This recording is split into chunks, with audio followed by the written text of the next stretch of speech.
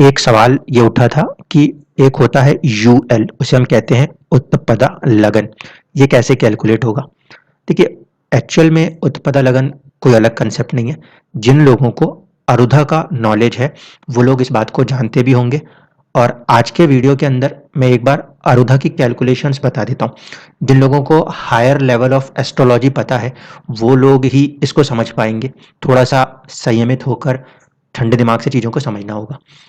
आरूढ़ लगन क्या होता था कि आपकी लगन कुंडली में आपके लगन के स्वामी यानी कि जो फर्स्ट हाउस के लॉर्ड हैं, उन्हें वहां पे वो लोग लेके चलते हैं। वो कितने घर अपने घर से आगे जाके बैठे और उतने ही घर उन्हें गिनना होता है। ऐसे स्थिति में क्या होता है, इसमें कुछ कंडीशंस हैं। सपोज जैसे ये कुंडली है आपकी, इस कुंडली के अंदर अगर हम बात करें तो फर्स्ट हाउस के यहाँ पे लॉर्ड माने जाएंगे सूर्य। फर्स्ट हाउस लॉर्ड को गिने हम, कितने घर आगे गए? अपने से 4 घर आगे गए। ऐसे स्थिति में अगर हम यहाँ सूर्य से, जो स्वामी है उस घर का, फर्स्ट हाउस लॉर्ड, वहां से फिर गिनेंगे तो 4 घर गिनेंगे। जब हम 4 घर गिनेंगे तो हम आ जाएंगे 7th हाउस में। तो अरुधा लगन बनाने का या अरुधा बनाने का एक नियम ये कहता है कि कभी भी कोई भी अरुधा अपने से सामने 7th हाउस में कभी नहीं आएगा। ऐसे स्थिति में क्या करना होता है, जिस हाउस तक आप गिन के गए थे वहां से 10 घर आगे गिनना पड़ता है। स्पेशल केस क्या है कि आरूढ़ लगन जो है वो कभी भी अपने से 7वें नहीं आता। यहाँ पे हम जैसे गिन रहे हैं सूर्य से, तो 7th हाउस में आ रहा है, नहीं आ सकता। तो क्या होगा, यहाँ से 10 घर गिनेंगे तो हम जब यहाँ से 10 घर गिनेंगे तो चौथा भाव बनेगा। यहाँ पे आपको लिखा हुआ मिलेगा अरुधा लगना। अगर मान लीजिए आपकी कुंडली में सूर्य पंचम भाव में बैठे होते, सपोज यहाँ पे ये पंचम भाव में बैठे होते, तो हम क्या करते, 5 घर यहाँ से गिनते और फिर यहीं से 5 घर गिन के 9वें भाव में अरुधा बना देते। आपने एक सवाल किया था उत्पदा लगन का, तो सभी भावों के एक आरूढ़ बनते हैं, सेम इसी कैलकुलेशन से बनते हैं। अब आपको जब ये चेक करना है कि आपका उत्पदा लगन क्या है, तो आप अपने 12th हाउस में जाएंगे, सॉरी 12th हाउस में जाएंगे। वहां के स्वामी बनते हैं चंद्रदेव। तो चंद्रमा को गिनेंगे, चंद्रमा को गिनेंगे तो फिर 4 घर आगे गए। जब 4 घर आगे गिनेंगे तो अगेन चंद्रमा से 4 घर आगे जैसे ही गिनेंगे 12th हाउस से 7th हो जाएगा, इसीलिए ये नहीं हो सकता। ऐसे परिस्थिति में यहां से हम 10 घर आगे गिनेंगे। ठीक है, सपोज करते हैं हम कि आपके प्रोफेशन के बारे में जानना है, तो प्रोफेशन के लिए हम देखें, ये 10th हाउस है, इसका अरुधा लगाने जाएंगे तो यहाँ पे गिनती गिनेंगे 6 घर आगे आए। अब शुक्र से आप 6 घर आगे आइए, 1 2 3 4 5 और 6।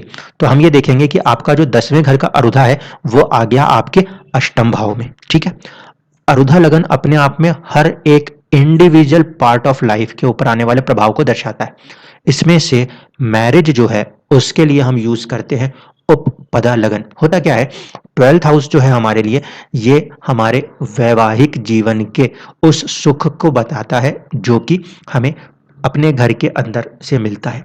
क्यों? क्योंकि 12th हाउस बेड प्लेजर को भी कनेक्ट करता है। ठीक है, आपको प्रॉपर नींद आए, ये भी 12th हाउस में होता है। और जब हम सहवास जैसा जो टर्म यूज करते हैं वो 12th हाउस से होता है। इस वजह से मैरिज रिलेटेड जो भी कंसर्न क्वेश्चन है उसको हम लोग 7th हाउस से नहीं करते। A7 अरुधा ऑफ 7 जो है वो बिजनेस रिलेशंस बताता है, लेकिन जो आपके किसी के साथ संबंध बनेंगे वो 12th हाउस में होंगे उस तरीके से। इसलिए 12th हाउस को हम जब लेते हैं तो कुंडली में A12 की जगह हम यूज करते हैं उपपदा लगन। उपपदा लगन के साथ कंसेप्ट ऐसा है कि उपपदा लगन से नेक्स्ट हाउस जो होगा, सेकंड हाउस जो होगा, जैसे मैंने आपको कंसेप्ट समझाया हुआ है, किसी भी भाव से सेकंड हाउस उसकी फीडिंग है। लगन तब चलता है जब आप खाना खाते हो सेकंड हाउस से। उसी तरीके से उपपदा लगन से जो सेकंड हाउस होता है वो दर्शाता है कि मैरिज लाइफ रिलेशंस कैसे होंगे, क्या उनमें लेंथ हो सकती है। यहाँ पे आप अगर देखें, ये हस्बैंड का चार्ट है आपके, तो यहाँ पे हम देखेंगे मंगल की राशि में मंगल बुध और सूर्य का प्रभाव है। क्योंकि मंगल अपने आप में क्रूर ग्रह माने जाते हैं, सूर्य भी कहीं ना कहीं क्रूर है, पापी नहीं है लेकिन क्रूर है। ऐसे स्थिति में ये 3 ग्रहों का प्रभाव आपको अपने मैरिज लाइफ में देखने को मिलेगा। सपोज आप मुझसे क्वेश्चन करें कि हमारे को प्रोफेशन के अंदर चैलेंज आते हैं, तो क्या होगा, हम यहाँ देखेंगे कि प्रोफेशन के घर में जो आ रहा है A10 आ रहा है, अष्टम भाव में आ रहा है, अनसर्टेन ट्रबल्स। इसका जो स्वामी है वो 12वें घर में गया है, इवन दो उच्च राशिस्थ, लेकिन मानसिक परेशानियां। ठीक है, और यहाँ पे भी क्या बैठे हैं, केतु बैठे हैं। तो हम यहाँ पे क्या मानेंगे कि कहीं ना कहीं व्यक्ति को अजीबोगरीब परेशानियां बेवजह उठानी पड़ती हैं। केतु की प्लेसमेंट है तो कई बार काम के अंदर मन ना लगे, डिटैचमेंट हो जाए, उसे छोड़ना पड़े, ऐसा देखने को मिल सकता है।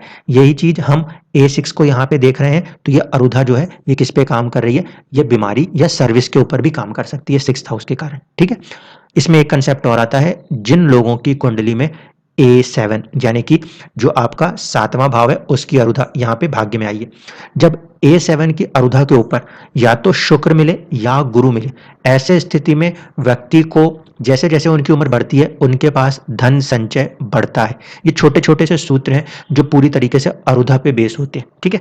लेकिन यही है कि बहुत हायर कंसिडरेशन है एस्ट्रोलॉजी का जब हम अरुधा लगन की बात करते हैं। यहाँ पे आप देखेंगे तो अरुधा लगन के अंदर 3 ग्रह बैठे हैं जो अपना प्रभाव उन्हीं के स्वभाव के अंदर दिखाएंगे। दुनिया उनको किस नेचर से देखेगी ये अरुधा लगन बता सकता है। और उपपदा लगन जो आपने स्पेसिफिकली क्वेश्चन किया उसकी कैलकुलेशन यही है कि आपको अपने 12th हाउस से जहां पे भी वो भाव के स्वामी गए हैं वहां तक गिनना है, और अगर गलती से वहां गिनने के बाद वो 7वें घर में आ जाए पर्टिकुलर हाउस से तो वहां से 10वें घर तक गिनना होता है।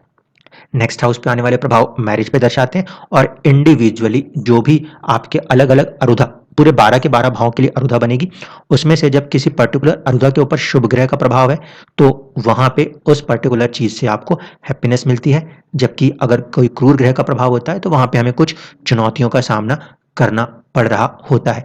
इस तरीके से आप इन चीज़ों को निकाल सकते हो। इसी को निकालने का एक शॉर्टकट मेथड होता है कि आप ये देखो कि आपका जो पर्टिकुलर हाउस आ रहा है उस हाउस के अंदर जो नक्षत्र बनता है उसके स्वामी क्या कह रहे हैं, आप उससे भी चीज़ों को पकड़ लेंगे। जैसे कि यहाँ पे मैरिज लाइफ के अंदर चुनौतियाँ इसलिए आएंगी क्योंकि जो आपका 7th हाउस है उसका मिड पॉइंट जो बनेगा वो गुरु का नक्षत्र बनेगा, कहीं ना कहीं आपका पूर्व भाद्रपदा, और ये जो हम इसकी आत्मा मानेंगे वो अपने आप से उच्च तो है लेकिन छठे भाव में। इसका मतलब है कि वैवाहिक जीवन में संघर्ष दिखाई देगा, ठीक। ये चीज आप अपने नॉर्मल जो वैदिक एस्ट्रोलॉजी है उसके नॉर्मल तरीके से भी निकाल सकते हैं अगर आप भाव के मध्य के नक्षत्र को पकड़ लें। दूसरा तरीका क्या होता है, दूसरा तरीका होता है आप आरुध लग्नों से जाइए और फिर वहां पे इन कंडीशंस को चेक करिए। इन दोनों ही तरीके से आप उन रिजल्ट्स को हासिल कर सकते हैं। धन्यवाद।